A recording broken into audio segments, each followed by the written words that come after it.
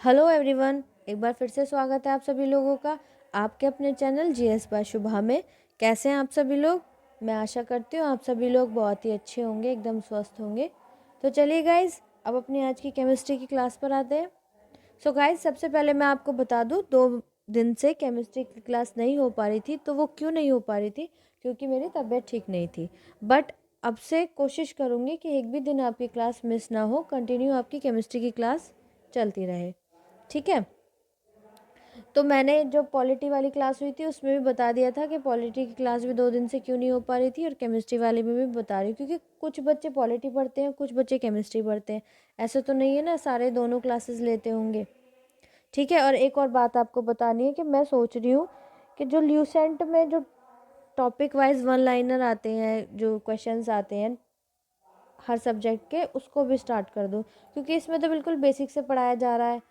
जो बच्चों ने आज तक अभी तैयारी की नहीं है, अगर वो भी करेंगे तो उनको सारी चीज़ें समझ आ जाएंगी बिल्कुल बेसिक से। लेकिन कुछ बच्चे ऐसे भी होते हैं ना जिनको सारा कुछ आ जाता है, वो रिवीजन पर्पज़ से चीज़ों को पढ़ते हैं या फिर पढ़ना चाहते हैं। तो इस वजह से मैं सोच रही हूँ कि ल्यूसेंट की जो टॉपिक वाइज जो है ल्यूसेंट बुक, उसको भी स्टार्ट कर दूँ।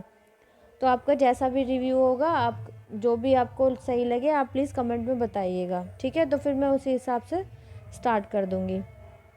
तो चलिए, अब अपने आज का जो हमारा टॉपिक चल रहा है केमिस्ट्री के अंदर, जो मैटर है उसके अंदर जो हमारा टॉपिक चल रहा है, उसके अंदर जो हम पढ़ रहे हैं उस पर आते हैं। तो हम क्या पढ़ रहे थे लास्ट क्लास में? हमने क्या पढ़ा था? जो मिक्सचर्स होते हैं, जो मिश्रण होते हैं, उनको जो पृथक्करण कह सकते हैं, हम सेपरेशन बोलते हैं, उसकी जो विधियाँ हैं। ठीक है। इंग्लिश में हम बोल सकते हैं कि मेथड्स फॉर सेपरेशन मिक्सचर। तो हम उसके बारे में पढ़ रहे थे। तो हमने किस किस के बारे में पढ़ लिया था? हमने क्रिस्टलाइजेशन के बारे में पढ़ लिया था कि क्रिस्टलाइजेशन क्या होता है। डिस्टिलेशन के बारे में पढ़ लिया था, हिंदी में उसको आसवन बोलते हैं। डिस्टिलेशन क्या होता है।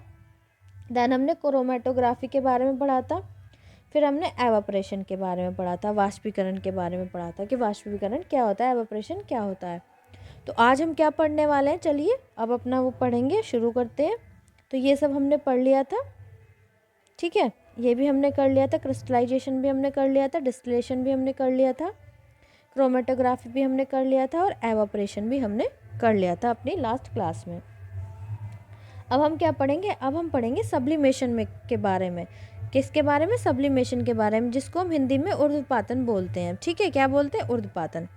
तो चलिए अब इसमें जानते हैं कि ऊर्ध्वपातन क्या होता है और इसमें क्या क्या चीज़ें बताई गई हैं, और इस मेथड से किस तरीके से 2 मिक्सचर्स को या 3 मिक्सचर्स को सेपरेट किया जाता है, मतलब कि।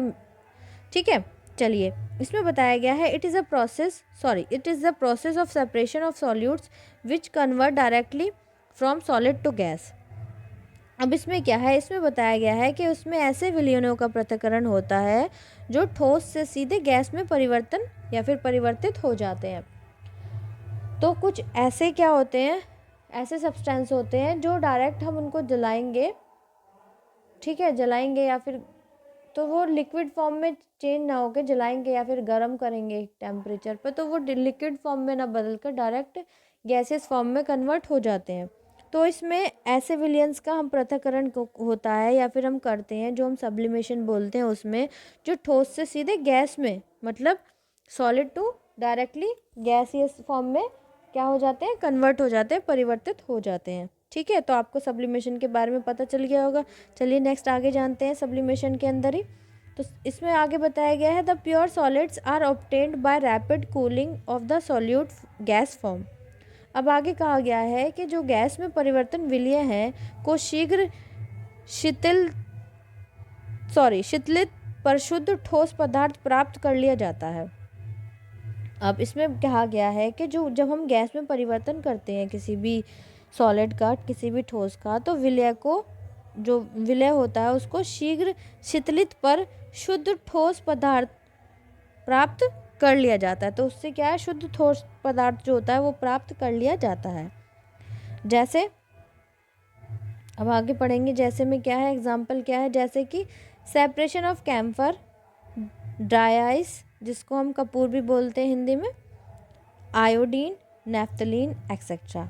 उदाहरण में जैसे कपूर हो गया, कपूर को हम जलाएंगे डायरेक्ट गैसेस फॉर्म में बदल जाएगा। फिर हमारा हो गया शुष्क बर्फ़ जिसको हम ड्राई आइस बोलते हैं। ठीक है। फिर हमारा आयोडीन हो गया, फिर हमारा नेफ्थलीन हो गया। ये सब क्या आता है, इनका पृथक्करण, मतलब जब हम इनका सेपरेशन करते हैं तो वो सब किस चीज़ के अंदर आते हैं, वो सब्लिमेशन के प्रोसेस से ही हम इनका सेपरेशन करते हैं। इतनी बात क्लियर है। चलिए अब नेक्स्ट देखते हैं हम। नेक्स्ट क्या है हमारा, नेक्स्ट है हमारा सेडिमेंटेशन एंड डिसोल्यूशन। अब ये सेडिमेंटेशन और डिसोल्यूशन क्या होता है, अवसादन और निस्तारण, ये क्या होता है इसके बारे में चलिए अब जानते हैं। In this method there is a separation for substance of different density. इस मेथड में, चलिए हिंदी में समझते हैं। इसमें कहा गया है कि इस विधि में विभिन्न घनत्व वाले पदार्थों का पृथक्करण होता है। मतलब जो पदार्थ होते हैं, जो सब्सटेंस होते हैं, उनका अलग अलग, हर किसी की डेंसिटी अलग होती है। वाटर की डेंसिटी अलग है, ऑयल की डेंसिटी अलग है। ऑयल में अगर हम मस्टर्ड ऑयल देखें उसकी डेंसिटी अलग है, पेट्रोल देखें उसकी डेंसिटी अलग है। तो सबकी दो सब्सटेंस हो गए अलग अलग और उनकी क्या है, डेंसिटी अलग अलग है। तो उनको पृथक्करण किया जाता है, इस प्रोसेस से उनको अलग किया जाता है, जो भी मिक्सचर रहता है। ठीक है, चलिए अब आगे जानते हैं। आगे क्या बताया गया है, in the sedimentation process the insoluble substance of the mixture gets settled at the bottom and when its upper fluid is separated this action is called dissolution। अब हिंदी में समझते हैं। हिंदी में क्या बताया गया है, हिंदी में कहा गया है अवसादन क्रिया में स्थिर अवस्था में मिश्रण के अघुलनशील पदार्थ तली में बैठ जाते हैं और जब इसके ऊपरी द्रव को पृथक किया जाता है यह क्रिया निस्तारण कहलाती है। ठीक है, तो इस प्रोसेस में क्या होता है, जब हम ये इस प्रोसेस की जिसको हम डिस्टिलेशन बोलते हैं, डिस्टिलेशन में क्या होता है, जो अवसादन है उसमें क्या होता है, क्रिया में जो स्थिर अवस्था में जो मिश्रण है, मिश्रण के जो अघुलनशील पदार्थ होते हैं जो उसमें घुलते नहीं है, वो तो क्या होते हैं, वो तो तली में बैठ जाते हैं और जब इसके ऊपरी द्रव को पृथक किया जाता है तो क्रिया निस्तारण कहलाती है। तो जब इसका जो ऊपरी द्रव अलग किया जाता है तो इस क्रिया को हम डिसोल्यूशन कहते हैं। इतनी बात आपको क्लियर है। अब इसमें एग्जाम्पल पर आते हैं। तो एग्जाम्पल क्या है इसमें, separation of both from a mixture of oil and water. तेल व जल के मिश्रण से दोनों का पृथक्करण। मतलब कि हमने क्या है, तेल को और जल को, मतलब कि पानी को और ऑयल है उसको एक साथ मिक्स कर दिया। तो जो हमारा ये प्रोसेस है सेडिमेंटेशन और डिसोल्यूशन वाला, ठीक है, इस प्रोसेस से हम क्या करते हैं, उनको अलग कर देते हैं दोनों को। ठीक है, अब नेक्स्ट हमारा क्या आता है, नेक्स्ट आता है हमारा फिल्ट्रेशन। क्या आता है हमारा, फिल्ट्रेशन, जिसको हम क्या बोलते हैं, निस्पंदन बोलते हैं। क्या बोलते हैं हम जिसको, निस्पंदन बोलते हैं।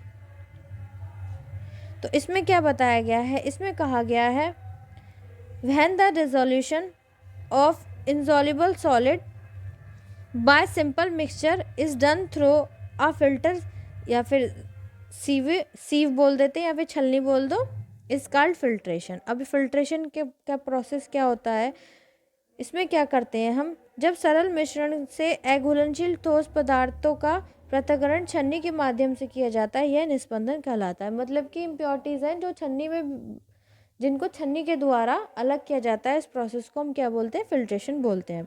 जैसे कि physical purification of waste water, मतलब कि गंदे जल का भौतिक शुद्धिकरण। तो ये किस प्रोसेस से किया जाता है, ये फिल्ट्रेशन वाले प्रोसेस से ही किया जाता है। आई होप इतनी बात आपको क्लियर होगी।